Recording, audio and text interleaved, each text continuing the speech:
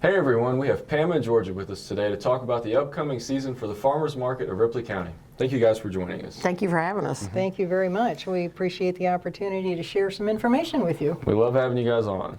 And for people who aren't familiar with the Farmers Market, tell us a little bit about it, where it's at, and when the season starts. Well, we're starting our third season, and we open up the morning of April the 29th. The market runs the 29th through October the 28th. Every Saturday. They go 8 to 1, and we are located down in the parking lot of Country Pickens, right across from Crave.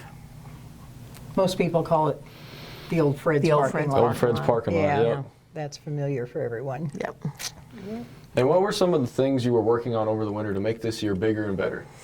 Well, we saw that we had a lot of space that was not being utilized, and so after the market ended and we had our after-market meeting and talked to the vendors about kind of what they wanted for the coming year, went and mapped out 44 spots.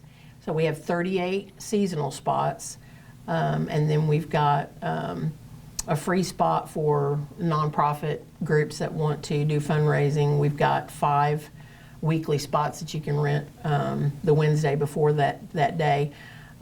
Reached out to the seasonal people, got them prepped to sign up, reached out, did a lot of posting on Facebook, and reached out to the community about anybody that might want to be a seasonal vendor. Tried to put out information about what we're about, what we were looking for. The spots this year will be 80% has to be handmade, homegrown, handcrafted, but you can have 20% of what we would call yard sale, flea market items. Last year we did what was called a super swap shop Saturday, and that was the first Saturday of the month, and that was open to anybody. The vendors felt like they wanted to do something a little different, so we changed it where you can do that throughout the season. So just a lot of thought process into trying to get people in, different vendors that had different crafts and things available. So I think we've got a wide array of vendors this year with different things that I think the community at large will be excited to get out there and shop. So. And how's this season looking, and what can people look forward to? Well, like I said, we'll have obviously garden vegetables. We'll have garden plants. We have we have our third Saturday of the month is what we call Little Sprouts Day, and that's where we plan an activity to bring the kids in. It's a free activity for them. Now, I will say in May, we're doing it the second Saturday because Mother's Day is the 14th, and so May will be the first Little Sprouts Day. It will be the Saturday before Mother's Day, so May the 13th, and that's Build a Bouquet. And Pretty Petals Flower Shop is actually going to sponsor that, and the kids. Now, there is a limited amount, and I think it's either 30 or 40 that will be able to participate. It will be a first come, first served, but they'll basically be able to build a bouquet for their mom. Every other month, the third Saturday of the month will be a Little Sprouts Day. And if they'll follow our page, they'll see, because we do a lot of advertising on it, about what that's going to entail. And like I said, that is free. We want the kids to develop a love of gardening and fresh vegetables and things like that. So if we can get them out and get them to the market, their parents will do some shopping as well. But we've got, I know we have one vendor that does wind chimes and woodworking.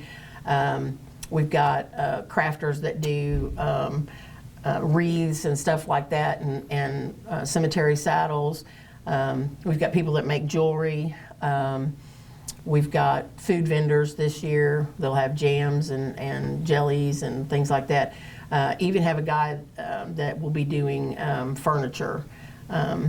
That is a local guy, and it's just to showcase the local community and the talent that we have here. We do have a couple that does coffee that has been really popular.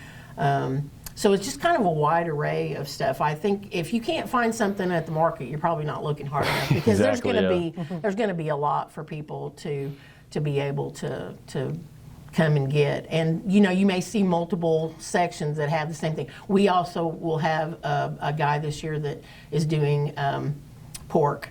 We've got 2 vendors that will be doing beef. So, like I said, I think that you can pretty much find just about anything that you want at the market this year. So you said that one of your goals is to pretty much highlight the local crafters, the people in the community, and then small businesses. Yes. Absolutely. I'll let you address. There's so much talent in the area that we're hoping that this is an opportunity for them to show up and sell, show what they have, and get some of their awesome products into the hands of their admirers in the community and just help them thrive with their small business. It's definitely an art that kind of gets lost in translation a little bit, I feel It like. is sometimes, and without a venue where they can show up and present their products, whatever they are, they're kind of hidden away sometimes. Exactly. With this being our 3rd year, we've seen it grow exponentially. I think the first year that we brought it back, we had maybe 10 total that showed up. Something like that. Last year, I think we had 27 seasonal. This year, like I said, we'll have 38 seasonal, but we've got 44 total booths. We have food trucks that will be pretty much booked every weekend. I think I only have a few weekends left, and there's a variety of them. We'll have Mini Wave Donuts that's coming in. I think Exotic Grill is coming over. Mikasa will have their food truck and it's 1 food truck per Saturday, so there's not going to be a whole lot of them. But just to have something for people to kind of mulling around and want something to eat. Of course, we have Crave across the street with phenomenal ice cream and food. So it's just a great place to set up, and you can see us. You can't miss us if you're going down. Driving around the courthouse. Yeah. If you miss us, you probably have other driving issues. Exactly. Yes. It sounds like you guys are doing a lot to kind of expand from last year and grow, and I think that's really awesome. Yeah. So if anyone's interested in becoming a part of the farmers market, do they have to commit to being there every Saturday, or are there weekly spots available? They do not have to commit. Even if they sign up as a seasonal vendor, there's going to be times when they can't. Oh, yeah. Some of the produce vendors won't have any produce for a while, so they won't be there in the beginning. But no one has to commit to be there each and every Saturday. We It's do come- encourage, if you're seasonal, we do encourage you to try and be there as much as possible, but it's not set in stone. It's not, you have to be there if you sign up. We just kind of go with the assumption that the more canopies that you see up and the more vendors that are out there, the more traffic that's going to come in. Right. If the more traffic comes in, then the sales are going to be pretty good for anybody that's out there. So yeah, we do encourage them, but it's not a you got to be there every Saturday or you can't be seasonal. Right. So. And then how can people find out more and sign up to have a spot? Or Well, you can, we have a waiting list right now, which is a good thing, but you can reach out to us, go to our Facebook page, which is the Farmers Market of Ripley County, and you'll see our logo across the top of it. Just reach out to us and let us know that you're interested. You do have to fill out an application. We do have to approve what you're going to be putting in your booth. Pam has Current River Fabrics and Quilts, so you can request. Do you want me to give your email address out, or do you want me to not and just say that? Anyway, I would say the best thing to do is call. Our phone number is 573-996-1888, or stop in anytime during our regular business hours, and we have applications at the front desk. You can turn them in there. You can make your payment there. Try to make it easy for people. exactly. yeah, we won't be taking any applications or any money at the market itself this year, which we did last year. And there's other things that'll be going on, like the farmers market itself will have an information booth.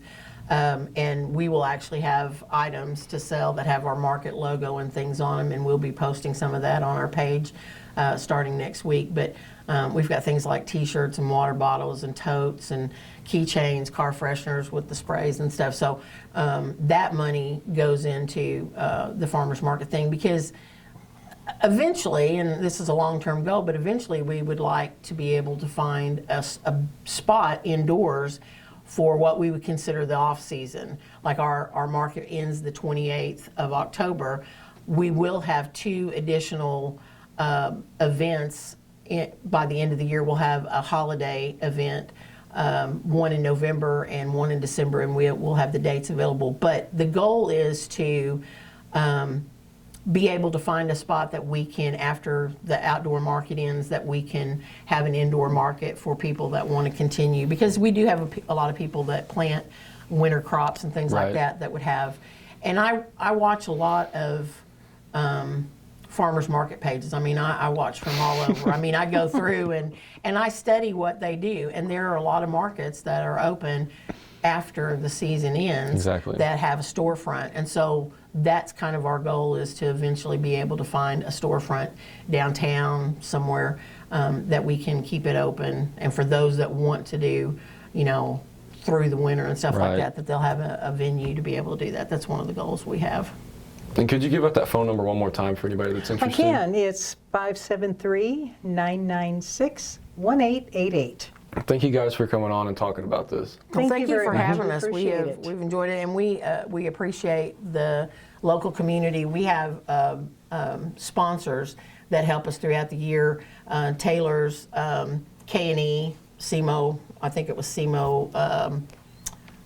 What was the Taylor's K&E is a sponsor. They're providing a porta The porta potty all potties. season long. Yes, which they is are extremely important to us. and the community at large. I mean, we have different businesses that do reach out and want to sponsor and move this thing along. They do a lot Right. of advertising for us. The one thing that we will be doing is once a week we'll be showcasing a certain vendor. So we'll have their information and probably a picture of their product and a way to get a hold of them, because a lot of them have, you know, businesses off of this, and so we'll showcase what they have, and then they're free to advertise on our page all that they want to. If they have upcoming specials for, you know, the Saturday coming up, then they can showcase, say, this is what we're going to have. So we really try to make sure that we let the community know what's going on, and also that the community supports what we're doing. We've not had any business that's not been excited about having the farmers market back in Yeah, Doniphan. everybody's very supportive. Yeah, it sounds like you guys are doing a lot to help out the vendors and also the community too. We And that's- try. We do. We Yeah, want that's to a make really it big thing. Want to make it a very successful market A lot of for people the see vendors that, and yeah. the community. Yeah. So come down and see us opening weekend and visit every weekend afterwards. Yep, absolutely. All right, well, thanks again, Thank you Thank for you, having Carter. us. We appreciate it. and thank you for watching.